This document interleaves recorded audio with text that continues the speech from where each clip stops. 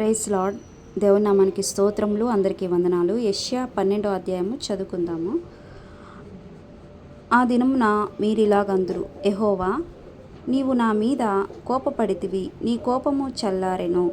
నిన్ను స్తుతించుచున్నాను, నీవు నన్ను ఆదరించి ఉన్నావు. ఇదిగో నా రక్షణకు కారణభూతుడగు దేవుడు, నేను భయపడక ఆయనను నమ్ముకొనుచున్నాను. యెహోవాయే నాకు బలము, ఆయనే నా కీర్తనకాస్పదము, ఆయన నాకు రక్షణాధారమాయెను. కావున మీరు ఆనందపడి రక్షణాధారములై బావులలో నుండి నీళ్లు చేదుకొనుడి.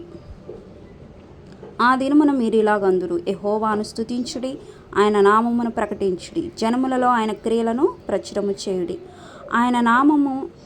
ఆయన నామమును ఘనమైనదని జ్ఞాపకము తెచ్చుకొనుడి. యెహోవాను గూర్చి కీర్తన పాడుడి, ఆయన తన మహాత్యమును వెల్లడిపరచెను.